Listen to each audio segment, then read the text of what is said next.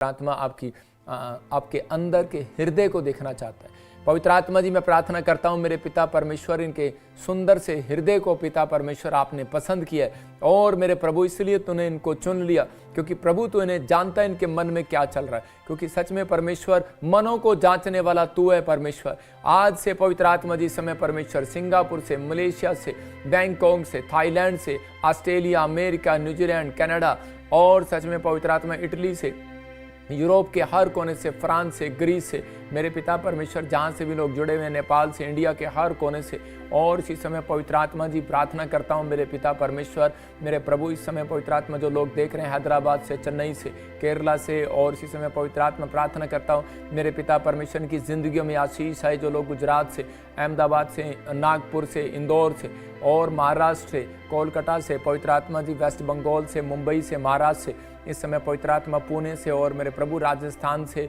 हरियाणा, फरीदाबाद, गुड़गांव, राजस्थान, मेरे पिता परमेश्वर जो लोग जुड़े हुए हैं दिल्ली से, इस समय उड़ीसा, छत्तीसगढ़, महाराष्ट्र, बिहार, यूपी में, जो पंजाब से, पवित्र आत्मा उत्तराखंड से, चंडीगढ़ से, जम्मू से, हिमाचल से जो जुड़े हुए हैं, पवित्र आत्मा जी इस समय परमेश्वर हर एक स्टेट, हर एक कंट्री का नाम लेकर मैं प्रार्थना करता हूँ। पवित्र आत्मा इनके जीवन में आशीष दे यीशु मसीह के नाम में। और जो हमारे मेंबर हैं, टीवी पार्टनर्स हैं, आज पवित्र आत्मा कोई भी जन तेरे दर से खाली हाथ वापिस ना जाए। मेरे प्रभु ये मीटिंग इनके लिए आशीष भरी हो और ये आशीष इनके जीवन में आने पाए यीशु मसीह के नाम में, बढ़ोतरी होने पाए आज से इनकी यीशु मसीह के नाम में। आमीन आमीन। आप देख सकते हैं कि इन बातों से कि मैं आपके लिए दुआ करता हूं कि नहीं करता, कि उन लोगों को पता होना चाहिए कि प्रभु का आत्मा आपके लिए ब्लेसिंग का आत्मा है और आपकी लाइफ में मिरेकल करता है परमेश्वर जब करे, जब आपके जीवन में कोई प्रार्थना करने वाला योद्धा होता है। तो मैं आपके लिए डेली प्रार्थना करता हूँ परमेश्वर का आत्मा आपके जीवन में काम करे, लेकिन उससे पहले मैं चाहता हूँ कि आप एक गवाही को सुने ताकि आपका जीवन में और आशीष बढ़े।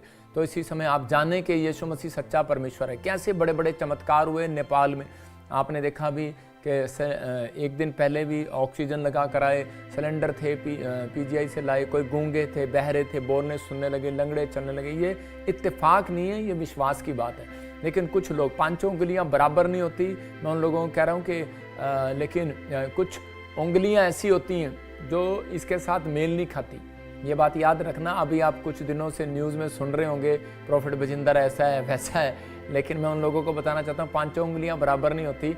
किसी को हम अच्छे लगते हैं, किसी को नहीं लगते, लेकिन परमेश्वर उन लोगों को विश्वास दिलाता है, कह रहे बेशक हम छोटे से लग रहे हो आपको, लेकिन बाद में ये उंगली काम आती है। सबसे पहले परमेश्वर के सामने जब खड़ी होती है तो प्रार्थना ही काम आती है। आज हम बेशक छोटे लग रहे हो, लेकिन आज जो लोग बुराई कर रहे हैं, जो लोग समस्या में है, जो लोग किसी भी तकलीफ में, एक दिन तो वो भी तकलीफ में जाएंगे, एक दिन तो उन्हें भी प्रार्थना की जरूरत पड़ेगी। तो परमेश्वर का धन्यवाद हो। मेरी तो प्रार्थना ये है कि परमेश्वर मुझे नंबर 1 बना के रखे, मेरी ही प्रार्थना को परमेश्वर तू सुन, क्योंकि ये मेरा विश्वास है कि परमेश्वर कि पूरी दुनिया में प्रार्थना तू सबकी सुन, लेकिन परमेश्वर मेरी को डिफरेंट तरीके से सुन। आप समझ में आ रहा है कि नहीं? तो परमेश्वर उन लोगों को डिफरेंट रखता है कि आप कहीं भी रहते हैं, लेकिन आपका विश्वास डिफरेंट होना चाहिए। आप अगर, इसलिए परमेश्वर ने कहा मैंने भक्त जन को संसार से इसलिए अलग कर दिया है क्योंकि वो अलग रहे, वो संसारिकता में ना रहे। मिस्र के लोग जो थे इजराइलियों पर कब्जा कर रहे थे और इजरायली 430 साल की गुलामी से बाहर आ गए, लेकिन आज भी उनके अंदर मिस्र की बातें आज भी उनके अंदर हैं। मिस्र में मूली बहुत बड़ी है, गाजर बहुत बड़ी है, मिस्र की बातें आज भी उनके अंदर है। आज भी मसीह लोग संसारिकता में से कह रहे कि संसार में थे पहले, मसीह में आ गए हैं, लेकिन आज भी मसीह बातें आज भी उनके अंदर है। उनको थोड़ा सा कुछ कह दो, आज हम छोड़ेंगे नहीं, भूल जाएंगे हम बिशप हैं, डॉक्टर हैं, कौन है, हम प्रॉफिट हैं, अपोस्टल हैं या डॉक्टर हैं, कोई भी हैं, हम विश्वासी हैं, कौन है, हम कुछ भी नहीं होगा, भूल जाएंगे। हम ऐसी ऐसी गंदी गंदी हरकतों पर उतर आएंगे कि हमें पता ही नहीं है कि हम क्या कर रहे हैं, लेकिन परमेश्वर कई बार सिखाता है। तो मेरे कहने का मकसद ये है कि आज संसारिकता में, कहता मसीह में तो है, लेकिन कुछ लोग नाटक कर रहे हैं और आपके सामने अभी झूठे झूठे ब्लेम लगाए गए किसी भी तरीके से, लेकिन मैं नहीं कह सकता कि कौन झूठा कौन सच्चा, मतलब कि आप लोग कह रहे होंगे, लेकिन ये मेरा विश्वास है कि आप जो लोग इस समय सुन रहे हैं, लाइव में आए हैं, परमेश्वर आपको प्रतिफल देगा। याद रखना, आपको लंबी उम्र देगा, आपके बच्चों को आशीष देगा और कोई दोष आपकी जिंदगी में लगने नहीं देगा, क्योंकि आपने परमेश्वर के दास को पहचान की है, आपने अपने स्पिरिचुअल फादर की पहचान की है। आप अभी भी लाइव में जुड़े हो, अभी भी लाखों लोग मुझे लाइव देख रहे हैं, परमेश्वर का धन्यवाद हो। पवित्र आत्मा आशीष दे। मैं उन लोगों को कहना चाहता हूँ कि आपके ऊपर परमेश्वर का ग्रेस उतरेगा, क्योंकि आपने परमेश्वर के दास के लिए अच्छा बोला, अच्छा सोचा, लेकिन बाइबल बोलती है जैसा बोओगे वैसा काटोगे। इसलिए इस वचन से मैं डरता हूँ। मैं इसलिए उन व्यक्तियों के लिए कभी नहीं बोलता परमेश्वर का धन्यवाद हो, लेकिन आजकल कुछ लोग इस बात को सोच लेते हैं शायद प्रॉफिट बजिंदर डरता है। मैं कह रहा हूँ मैं पास्टर हूँ, लेकिन मुझे मालूम है कि वचन को कहाँ कैसे तोड़ मरोड़ के सिखाया जाता है, कैसे लोगों को बताया जाता है। सब कुछ आता है मेरे को, लेकिन वो कुछ लोग इसका गलत इस्तेमाल करते हैं वचन का। लोगों को, पब्लिक को डराते हैं, विश्वासियों को डराते हैं। भाई साहब, विश्वासी डरने वाले नहीं, अब समझदार हो गए हैं। अब लोग विश्वासियों को पहचान होगी है, किसको डराना है, किसको समझाना है, विश्वासियों को पहचान होगी है। तो इसलिए मैं ज़्यादा ना कहते हुए यही समझाता हूँ उन लोगों को कि आप ऐसी बातों में ना जाएं, ना आप डरें। आपकी प्रार्थनाएं और आपके उपवास हमारे लिए काम आ रहे हैं। परमेश्वर आपको आशीष दें, हम सुरक्षित हैं, परमेश्वर का अनुग्रह हमारे ऊपर है। आप सब लोगों को बहुत सारी आशीष मिले। तो आज हम वचन की सेवकाई में जाएंगे, उससे पहले एक छोटी सी गवाही देखेंगे। हाँ जी, गवाही के साथ। सबको जय मसीह की, प्रॉफिट जी को जय मसीह की, सारी कलीसिया को जय मसीह की। वैसे तो मेरी बहुत सारी गवाहियां हैं, जो मेरी सबसे बड़ी गवाही है वो मैं आपके साथ शेयर करना चाहती हूँ। मेरी शादी को 9 साल हो गए हैं। मेरी 2 बेटियां हैं। मैंने प्रॉफिट जी की मीटिंग को अटेंड किया, अमृतसर क्रूसेट पे गई, वहां से मैंने अनॉइंटिंग ऑयल और वाटर लिया और उसको यूज किया, तो प्रभु ने मुझे बेबी बॉय के साथ ब्लेस किया। मैं अपनी सारी महिमादर और जलाल प्रभु यीशु के नाम को देती हूँ, और मैं धन्यवाद करती हूँ प्रॉफिट जी का, जिन्होंने मेरे विश्वास को बढ़ाया। Thank you Jesus, thank you prophet ji. जय मसीह की। जोरदार तालियों से ऑनलाइन चर्च, जोरदार तालियों से सब स्तुति करे, सब महिमा करे परमेश्वर की।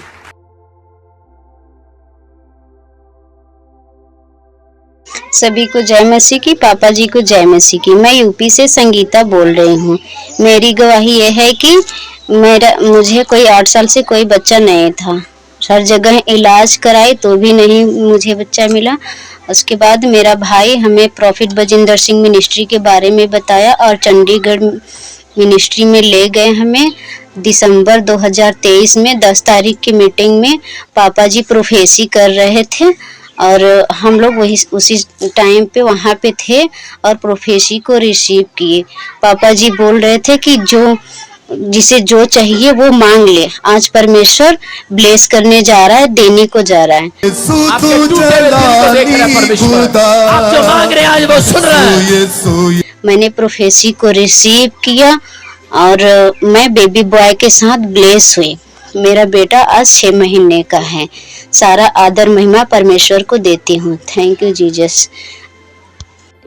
जोरदार तालियों से ऑनलाइन चर्च, जोरदार तालियों से सब स्तुति करे, सब महिमा करे परमेश्वर की।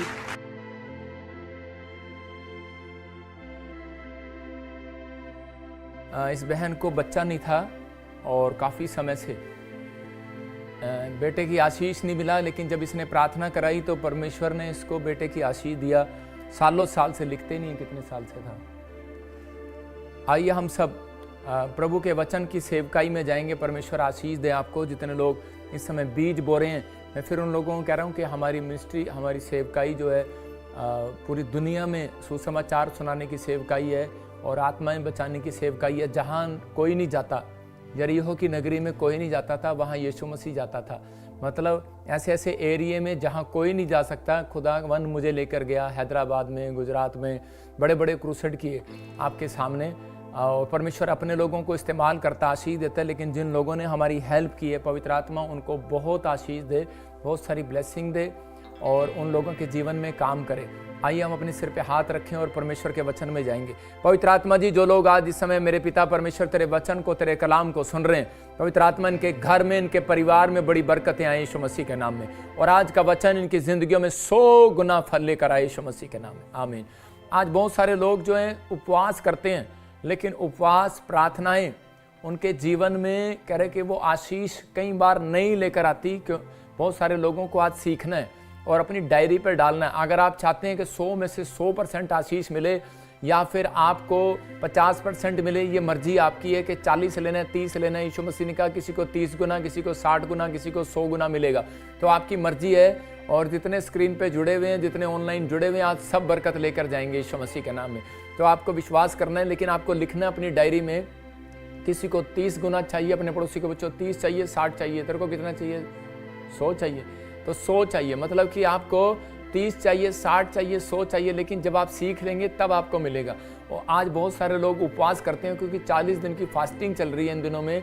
तो इस समय कि आपको इन दिनों में तैयार होना है। ये जो ईस्टर के दिन परमेश्वर लेकर आया वो इसलिए लेकर आया कि हम इन दिनों में अपने आप को तैयार करें कि आज पूरे साल में जो पिछले साल में जो गलतियां हुई, जो भी कोई लाइफ में गलतियां हुई, तो इन दिनों में आप इस समय तैयार हों और परमेश्वर से आशीष पाएं। जब आप इन दिनों में सीखते हैं तो परमेश्वर आपके जीवन में काम करता है। आज का हमारा टॉपिक है उपवास की शक्ति। देखो, उपवास की एक पावर, उपवास करने के बाद एक पावर मिलती है आपको। कुछ लोग उपवास करने के बाद पता क्या मांगते हैं?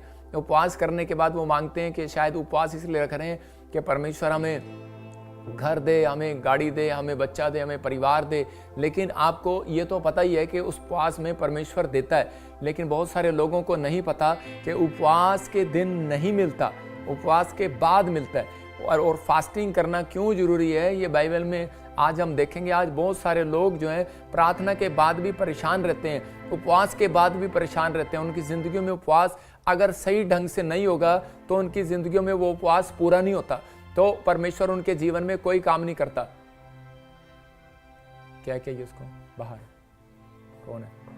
तो उपवास की ताकत जो है वो आपकी लाइफ में कह रहा है कि फास्टिंग में जो आप उपवास कर रहे हैं उसमें परमेश्वर जो है आपके लाइफ में चाहता है कि आप लोग जब उपवास करें तो परमेश्वर को बता कर करें। सबसे पहले आप बताएं कि मम्मी कल मेरा उपवास है, डैडी कल मेरा उपवास है। नहीं तो आपकी माँ आपसे बार बार पूछेगी कि बेटे रोटी खा ले, रोटी खा ले। और आपने अगर उसको बता दिया कि मेरा उपवास है तो उसी समय वो उपवास माना नहीं जाता है, शैतान को पता लग जाता है। परमेश्वर की नज़र में तो माना जाता है, लेकिन शैतान को पता लग जाता है कि ये उपवासी है, इसलिए वो आपके पीछे हो जाता है। हम पढ़ते हैं मत्ती की किताब में 6 के 15, 16 और 17 को पढ़ेंगे। देखो क्या लिखा, हाँ, मैथ्यू चैप्टर और उसके 6 के 16 में लिखा, जब तुम उपवास करो तो कपटियों के समान तुम्हारे मुंह पर उदासी ना छाई रहे। मतलब तुम किसी पे प्रचार न करो, किसी को ये ना बताओ कि मैं उपवासी हूँ, क्योंकि वे अपने मुंह बनाए रहते हैं ताकि लोग उन्हें उपवासी जाने।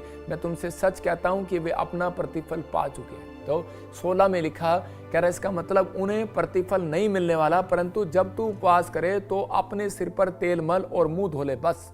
कहता है किसी को पता ही नहीं होना चाहिए।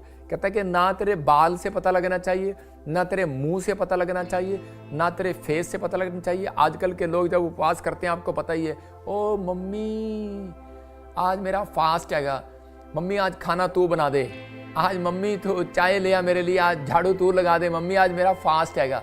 हम लोगों को बोलते हैं मम्मी मैं आज उपवास रख, तेनू पता मैं उपवास रखा, आपको पता मैंने उपवास रखा है, फास्ट रखा है, आपको मेरे को डिस्टर्ब नहीं करना चाहिए।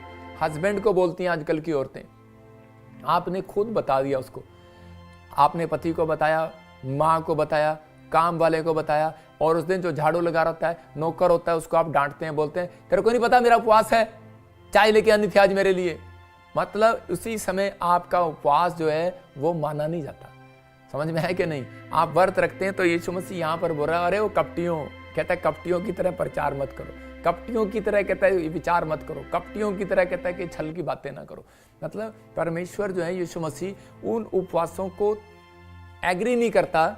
वो इसलिए बहुत सारी प्रार्थनाएं जो हैं जब आपकी स्वर्ग जाती हैं तो थोड़ी सी ऊपर जाती हैं, थोड़ी सी वहीं वापस आ जाती हैं, आपकी विनती स्वीकार नहीं होती है। जब आप कह रहे उपवास करते हैं तो आप सही ढंग नहीं होगा तो उसी समय वो आपके पास परमेश्वर के पास आपका उपवास जाएगा नहीं। बेशक आप 40 रख लो। एक आदमी आया कहता मैंने कहा कितने उपवास रखे? कहता मैंने 120 उपवास रखे। मैंने कहा 120? मैंने कहा तूने तो बाइबल भी पार कर दी। मैंने कहा 120 कैसे? कहता मैंने 120 रखा, 120। मैंने कहा ओहो, परमेश्वर ने तो उम्र बनाई थी 120 साल, कि अब 120 साल जिएंगे, तो तूने 120 साल तक उपवास ही कर लिया।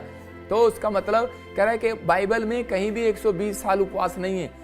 तो मतलब आपके जीवन में 120, 120 उपवास नहीं है। तो उसने अपनी मर्जी से उपवास रखने शुरू कर दिए। वो उपवास रखने का फायदा नहीं है। यीशु मसीह कहता है कि मैंने 40 में से एक रोजा रखा। यीशु मसीह ने 40 रोजे रखे, लेकिन उस 40 में से उसने एक कहता है कि एक रोजा भी रख लो, लेकिन वो 40 के बराबर रख लो। आप एक रोजा भी अगर आपने, एक फास्टिंग भी आपने अगर 40 दिन के बराबर कहता आपने रख लिया कहता है आपका चरित्र उस दिन साफ होना चाहिए, आपके कहता है कि आपके मेल कहता है परमेश्वर के वचन से खाने चाहिए। लेकिन मैं ज़्यादातर उन लोगों को बोलूँगा जो छुट्टी पर होते हैं उनको उपवास रखना चाहिए। जिनकी छुट्टी नहीं होती, काम पर जाते हैं, तो उसका कोई फ़ायदा नहीं है। लेकिन आज भी बहुत सारे लोग जाते हैं काम पर, ठीक है, तो आप अपनी आत्मा में तैयारी होनी चाहिए।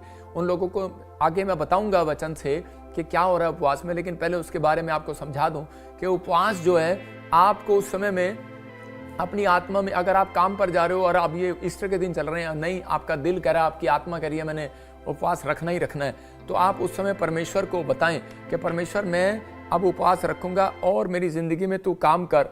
और इसी समय आपको ज़्यादा उस दिन पवित्र पवित्र पवित्र के शब्द आपको उच्चारण करना है परमेश्वर का।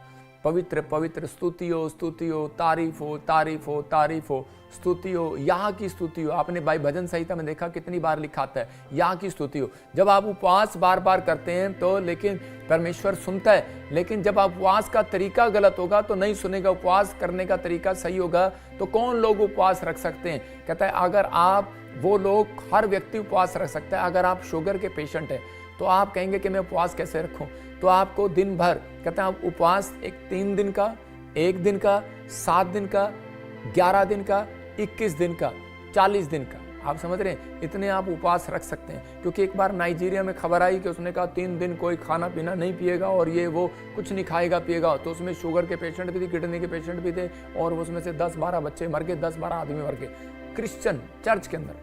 जब वो मर गए तो इसका मतलब कि वो वर्ड नॉलेज की कमी, बाइबल में लिखा वचन के ज्ञान के ना होने के कारण, कहता है कि आज भी लोग नाश हो जाते हैं। तो मतलब कहीं वचन में प्रचार करते हैं लेकिन उन्हें सही तरीका नहीं होता, और उसके कारण कहता है आज भी बहुत सारे लोग नाश हो रहे हैं। तो यहाँ पर बाइबल बताती है इस बात के लिए कि आपको 3 दिन, 7 दिन, या फिर 1 दिन, या फिर 11 दिन, 21 दिन, 40 दिन का आप रोजा रख सकते हो।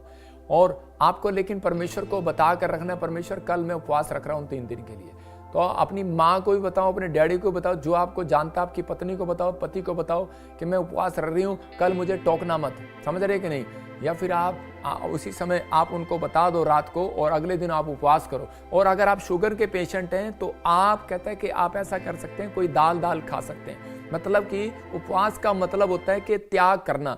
उपवास का मतलब है कि स्वादिष्ट व्यंजन नहीं खाने, स्वादिष्ट चीज़ें नहीं खानी, जो आपके जीभ को अच्छी लगे वो नहीं खानी, जैसे मुर्गा, बकरा, आइसक्रीम, चिप्स, कुरकुरे, चॉकलेट बच्चों के लिए खा रहे हैं। तो आप उपवास के लिए कह रहे हैं इन चीज़ों को, जो चीज़ आपकी आंखों को अच्छी लग रही है और आप उसको देख रहे हैं, तो इसका मतलब ये त्याग नहीं है। उपवास आंखों का भी होता है, उपवास जीभ का भी होता है। उपवास लोग सोचते हैं बस कि हमारे धर्म में, कि हम लोग सोचते हैं कि जीभ का ही है, बस जीभ ही खाना। उपवास आंखों का भी है, कि उपवास आपकी कानों का भी है, उपवास आपके पैरों का भी है। आज मुझे अपने दोस्तों के यहाँ टाइम पास करने नहीं जाना, ताश खेलने नहीं जाना, आज मुझे जाना ही नहीं है। कह रहा आज मुझे, कह रहा कुदृष्टि नहीं डालनी, मतलब आज क्या हमेशा नहीं डालनी, लेकिन आपको उस समय कह रहा कि वो ऐसी चीज़ें नहीं देखनी जिसके कारण आपका मनोरंजन होता है, टाइम पास होता है। नाटक आते हैं, सीरियल आते हैं, आप इन चीज़ों को देखते हैं, तो इन चीज़ों को नहीं देखना। जब आप इन चीज़ों को देखते हैं तो आपका आधा दिन तो वैसे ही चला जाता है। तो आपको कह रहा टीवी नहीं देखना इन दिनों में, तो परमेश्वर का